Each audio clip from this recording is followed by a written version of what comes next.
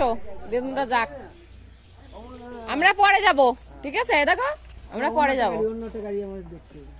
এই গাড়ি তো জায়গা নেই তোমার সঙ্গে। এটা আমি বসি তুমি বসবা কোথায়? ওই যে আসছে। তুমি বড় বাবার সাথে যাবা? বড় বাবার বাড়ি না, বড় বাবার বাড়ি যাবা? বড় বাবার বাড়ি অনেক দূরে, লেট হয়ে যাবে। দিদুন চলে গেছে, কান্না করছে।